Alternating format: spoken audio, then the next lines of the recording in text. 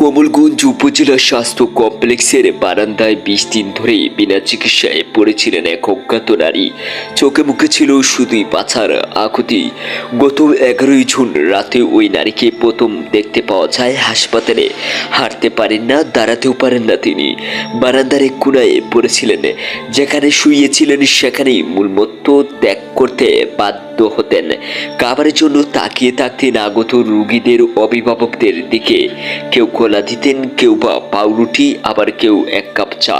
এই মানবিক অবস্থা দেখে কমলগঞ্জ বার্তার সাংবাদিক মালিক মিয়া ও স্বেচ্ছাসেবী ইয়াকুব মিয়া ভিডিও ও নিউজ প্রকাশ করলে দ্রুত সময়ে ভিডিওগুলো ছড়িয়ে পড়াতে একে একে অনেকেই সাহায্য করতে এগিয়ে আসেন স্বেচ্ছাসেবী।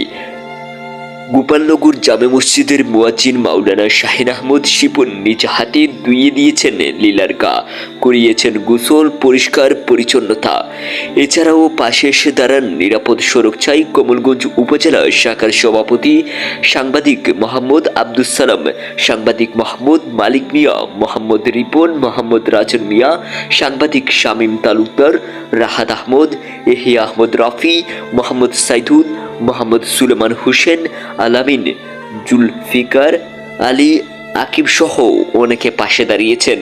বিনা গার্ডিয়ানে হাসপাতালে চিকিৎসা দিতে না পারায় অনেক চেষ্টা করে স্বেচ্ছাসেবীরা পরে সাংবাদিক আব্দুস সালাম গরিবের ডাক্তার নামে পরিচিত ইবনে সিনা হাসপাতালের বিশেষজ্ঞ ডাক্তার এসকে নাহিদকে নিয়ে আসেন।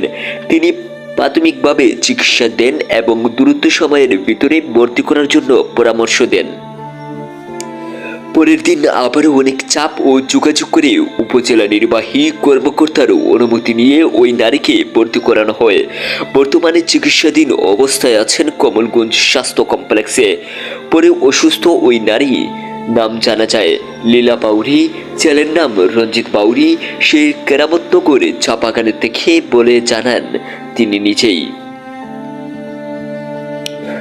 সবাই শেয়ার করে আজকের এই ভিডিওটি ছড়িয়ে দেন, যেন তাদেরকে বাড়িতে ফিরিয়ে দেওয়া যায় সেই নারীটিকে।